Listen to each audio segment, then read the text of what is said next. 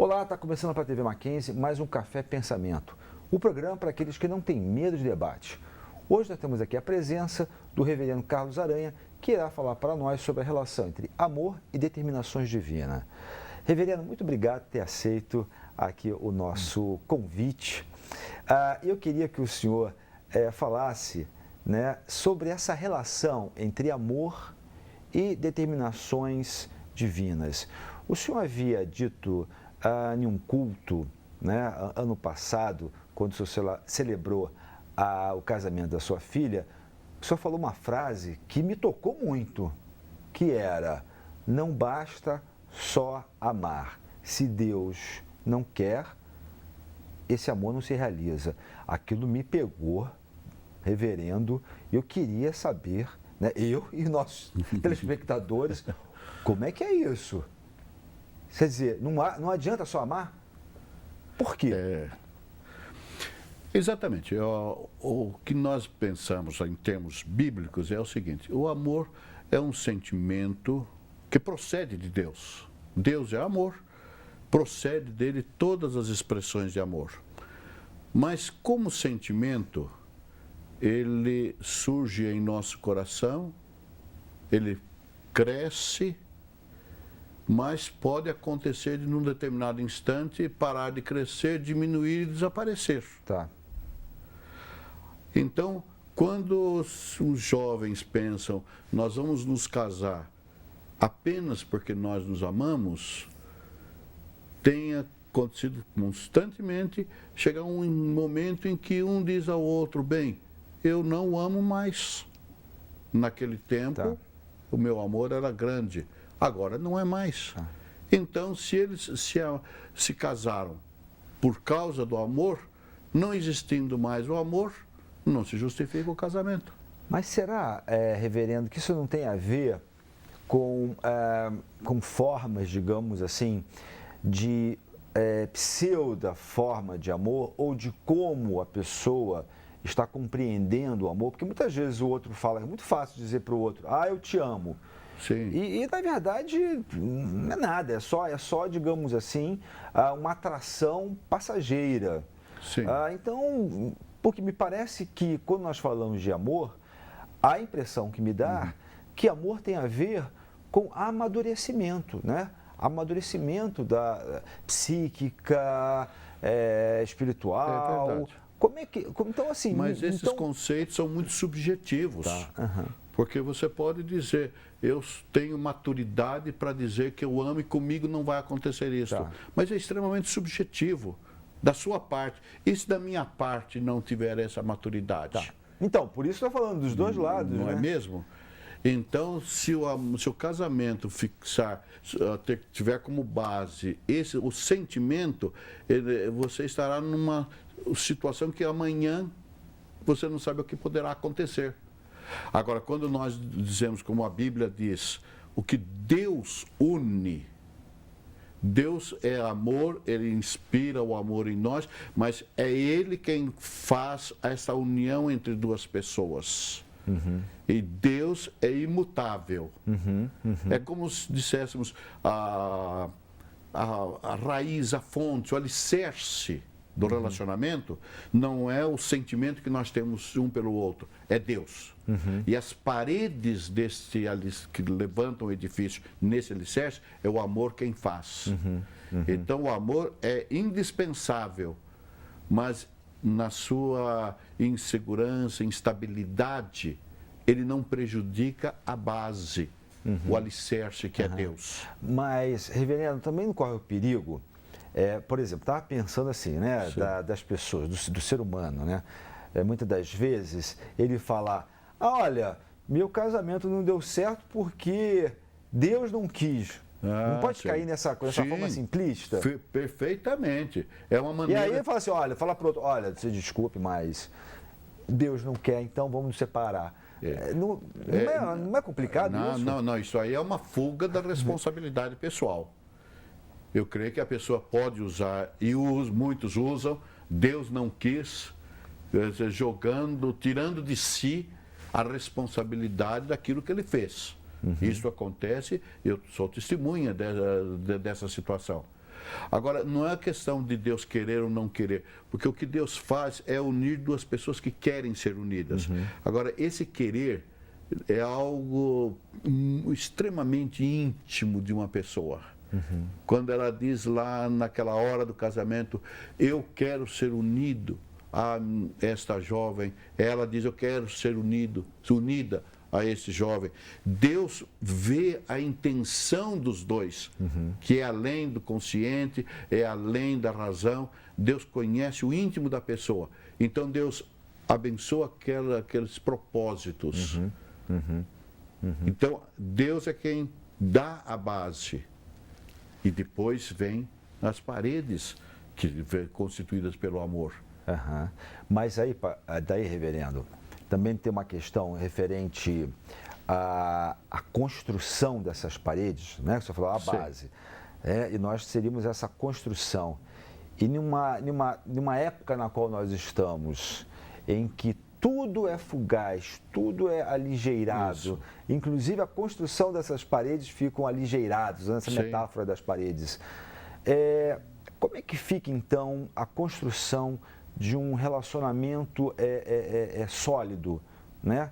Tendo em vista também a desconfiança que cada vez mais nós temos uns em relação aos outros, ou seja, ninguém confia mais em ninguém, né? Então, se eu não confio no outro e o outro também não confia em mim, como construir uma parede, né? Usando essa metáfora, como construir uma parede sólida de um relacionamento amoroso? E aí eu estou falando não só num relacionamento amoroso entre homem e mulher, no sentido de do casamento, mas nas nossas relações cotidianas. Quer dizer, ninguém confia, ninguém está amando ninguém. Certo. Eu entendo assim, quando o jovem par busca a Deus, para que Deus seja a base, ele se compromete com Deus para continuar com Deus na construção do seu lar. Então, Deus coloca o material que deve ser usado para a construção desse edifício. É o material que está lá na Bíblia Sagrada, que fala da justiça, da misericórdia, da fidelidade, do temor. Então, são materiais indispensáveis para essa construção. Uma pessoa que diz, olha, eu busquei a Deus para o meu casamento. Terminou o casamento, ele ignora completamente a Deus. Então, em verdade, ele não buscou a Deus. Porque o sinal de que uma pessoa buscou a Deus naquele momento se revela na sequência da vida daquele casal. Entende? A prova de que ele buscou a Deus é a continuação do lar na presença de Deus, nesses princípios bíblicos.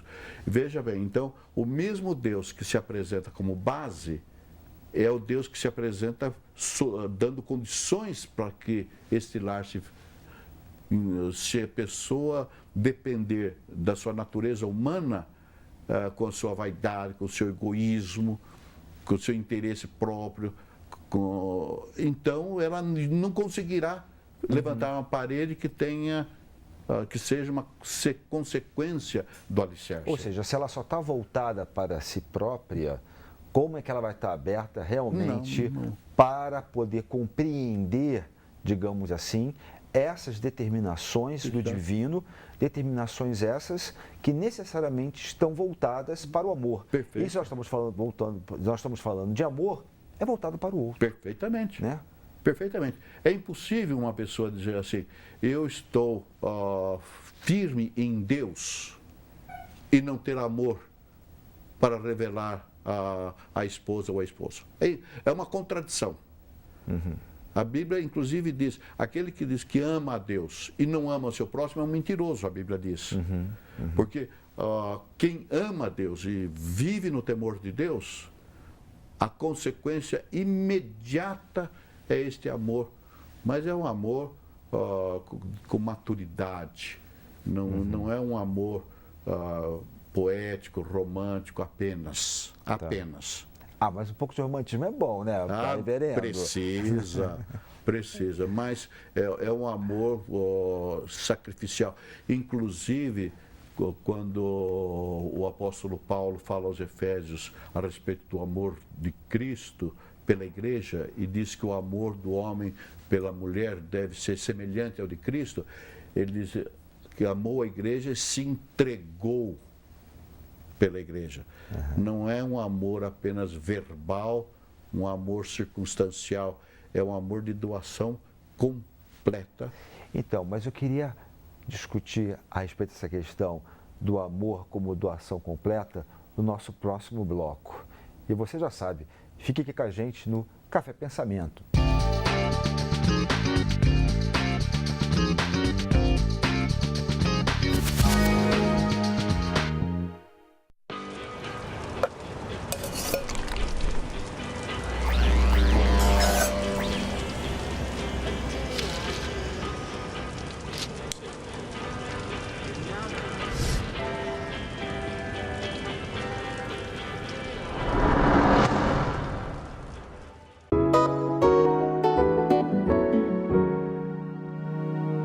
A dica de livro de hoje é O Velho Mar, do Ernest Hemingway.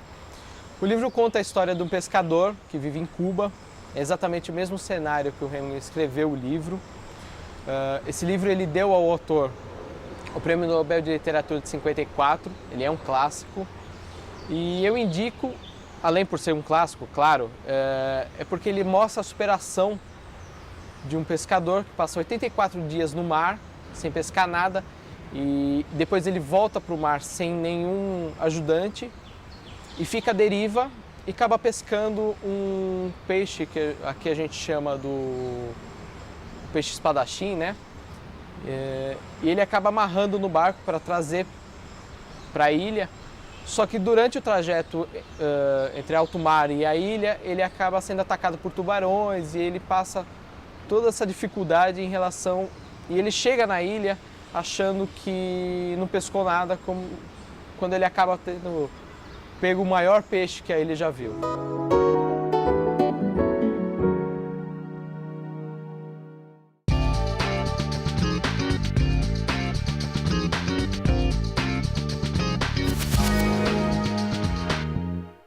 Estamos de volta ao Café Pensamento, hoje aqui com o reverendo Carlos Aranha, da Igreja Presbiteriana. Reverendo, nós estamos falando no primeiro bloco a respeito desse amor, né, de doação, né, de uma doação como se fosse uma doação incondicional. E aí o senhor tinha falado do apóstolo Paulo. Isto. Como é que nós podemos ter essa doação completa dos nossos dias, tendo em vista que cada vez mais nós temos uma cultura individualista, uma cultura de autocentrado, né? Ou seja, estamos só voltados para nós, para o nosso prazer. É verdade. Como realmente ter esse amor incondicional? É verdade. A sua palavra é uma avaliação crítica do momento social que nós estamos e digo mais ainda, é uma tendência maior ainda desse individualismo. Agora, a palavra de Deus é eterna. A palavra de Deus que foi escrita no Novo Testamento há 2000 anos é eterno, é permanente. Não, nós precisamos romper esse individualismo e voltar às origens, retornar à simplicidade da revelação de Deus, a simplicidade de vida como Deus propõe para nós.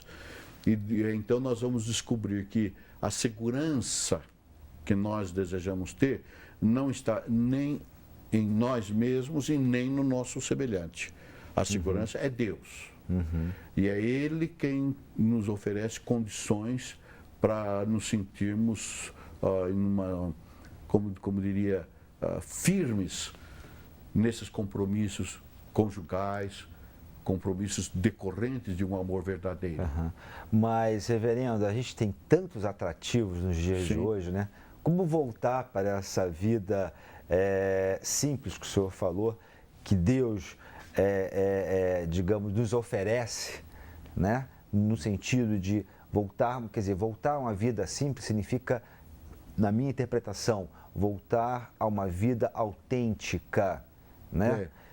Como voltarmos, como nos estarmos em direção a essa vida autêntica em um mundo cada vez mais prazeroso, que nos oferece N formas de prazer. Principalmente estou querendo falar disso em relação ao consumo, né? Eu tenho um consumo de carro, eu tenho um consumo da roupa legal, eu tenho um consumo quer dizer, lógico, não estou querendo negar o consumo, por favor, não se trata disso, né? Não se trata, mas há uma exacerbação, quer dizer, como, digamos assim, ficar atento a essa exacerbação e como, então, a dimensão religiosa pode contribuir para isso, né? Veja bem, o amor, quando vem de Deus, um sentimento na pureza do que vem de Deus, não exclui de nós o prazer, o consumo das coisas que nós temos no nosso dispor. Não exclui isso. Simplesmente o que vem de Deus não se limita à teoria, não se limita à ideia. Quando nós falamos do amor que vem de Deus, nós falamos de um amor de doação de relacionamento sólido, relacionamento sincero, relacionamento profundo. É isso que significa amar, conforme Deus nos ensina na Bíblia Sagrada. Mas hoje o que é mais comum é usar o verbo amar como substituto de um prazer momentâneo, amar como uma conveniência de uma circunstância, mas sem que isso signifique compromisso entre duas pessoas, compromisso sólido, não é? Mas nós falamos muito que a sociedade hoje está assim. Se nós formos analisar a história, nós não vamos encontrar muita diferença. Interessante isso, no ser humano do nós temos esse hábito, porque antigamente era diferente, né? Me parece que é algo, digamos assim, muito próprio do humano, né? Sim. Você olha lá a história, desde Adão e Eva, desde Abraão, desde sempre o ser humano se caracterizou pela sua vaidade, pelo seu orgulho, pela sua presunção. Nossa. É por isso que... O humano é terrível, né, reverendo? Cara... Só misericórdia de Deus. E veja, por isso você encontra na Bíblia o amar como um imperativo de Deus. Tá. Amai-vos uns aos outros. Se fosse alguma coisa simples e natural, a Bíblia não colocaria como um imperativo. Se amar fosse algo próprio do ser humano, como nós respiramos... Que interessante. Então não precisaria ter um imperativo divino. Interessante, reverendo. Então quer dizer que amar não é uma coisa natural, então? Não é. O que é natural é a nossa vaidade, nosso egoísmo. E isso você observa desde uma criança, quando ela tem os primeiros meses lá, o brinquedo dela é só dela e o do outro também. Não é? Então, isso vai crescendo no ser humano. O natural nosso é fazer o mundo girar em torno de nós mesmos. Em torno de nós mesmos. Amar é alguma coisa que exige de nós um desprendimento. Desprendimento. Tá. E existem vários níveis desse sentimento de amor. Quando nós pensamos no amor conjugal, é o amor máximo, maior, porque aí implica um compromisso seu e de uma outra parte. Amor conjugal não pode ser de uma parte só. Mas o reverendo, o senhor colocou uma questão aí premente, né? Assim, terrível no sentido que o senhor fala que amar não está na nossa determinação natural. Nossa, é por isso que então é difícil amar o outro, né? Porque é algo de sair de si próprio. É verdade. Já que não é natural. Porque você falou, natural eu queria para mim, eu queria... Mas o outro Pastor, a tendência é nós não ficarmos céticos, então, em relação ao relacionamento ao amor? Sim, sim. E muitos ficam céticos porque não conhecem essa realidade espiritual que dá sentido ao amor. Ao amor no relacionamento entre amigos, ou então no relacionamento com família, ou então no relacionamento físico, ou no relacionamento conjugal, com o relacionamento espiritual. Muitas pessoas confundem amor com essas atrações todas que nos envolvem. Então é preciso a gente parar e falar assim, quando você está falando amor, o que é que você está querendo dizer? Uhum.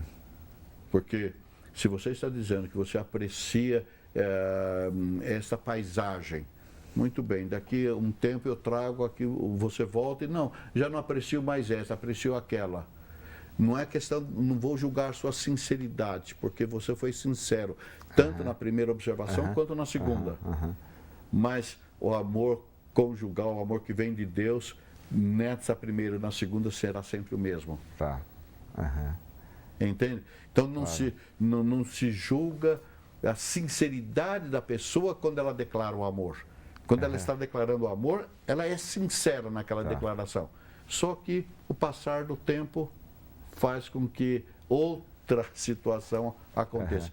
E quando Deus une, esse sentimento não é a base, esse sentimento é uma consequência. Pode então, durante os dias, meses da vida do casal, surgirem lutas, provações, pode até cair o telhado. E como cai o telhado, né, reverendo? Mas passa a chuva, passa o vento e os dois se levantam, vamos reconstruir. Mas isso a partir do momento, né, que o senhor falou muito bem, se eu tenho esse referencial valorativo nisso que é a base, exatamente, que é Deus. Quer dizer, se eu não tenho esse referencial valorativo, então não adianta nada. Não há, né? Porque você haverá de esperar que o outro reconheça o seu amor. Mas o outro quer que você reconheça o dele. Então fica um choque. Um choque permanente. Agora, quando você tem esse valor que é Deus, você diz, olha, não confie só em mim, confia no Deus em quem eu confio também. Ok. Reverendo, essa é a nossa segurança. Reverendo, pena. Acabou o nosso programa, super rápido, né? Mas fica aqui, mas fica aqui a mensagem. Reverendo, não sei se o senhor gostaria de falar alguma coisa para nós. Só para terminar, a Bíblia não diz o que o amor uniu. A Bíblia diz o que Deus uniu. E Deus não é sinônimo do amor humano. Então, casamento é o que Deus uniu, não diz o que o amor uniu. Reverendo, muito obrigado, né? Vamos lá. E eu queria agradecer a você que tem aqui nos acompanhado no Café Pensamento. E até o próximo programa. Tchau.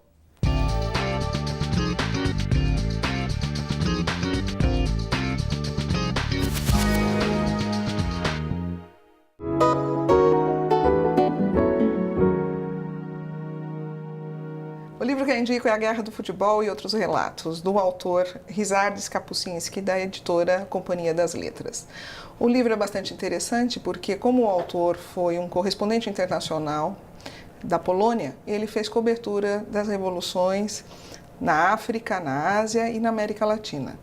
E nos seus relatos, neste livro, ele apresenta todos os fatos, inclusive a sua vivência dentro desses aspectos. Também apresentando aspectos culturais desses países e fazendo sempre uma comparação com países desenvolvidos. O título do livro, A Guerra do Futebol, se refere à guerra que aconteceu entre Honduras, revolução entre Honduras e El Salvador e que teve sua finalização com o jogo de futebol. É um livro muito interessante para jornalistas e, de maneira geral, para todos que têm interesse em conhecimento das revoluções que aconteceram no mundo.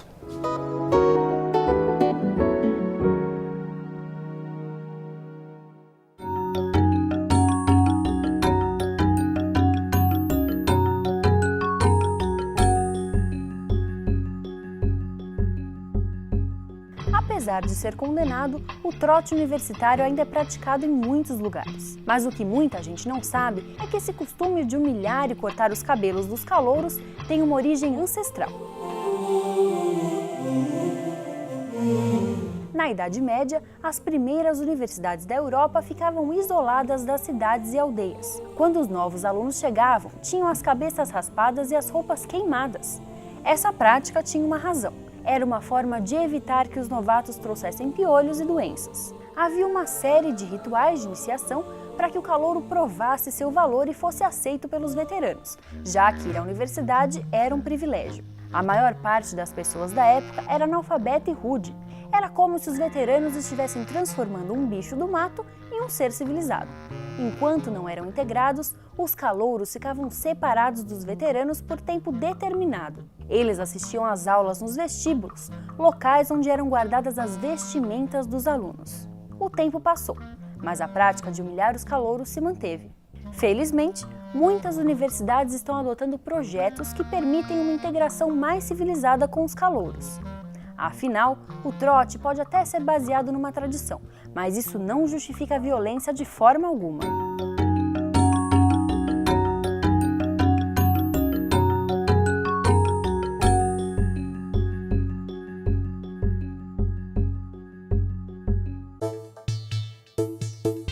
Suas ideias têm futuro.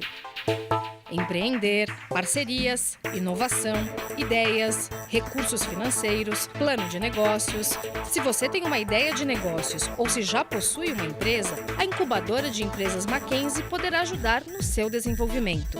Não perca esta oportunidade. Venha nos conhecer!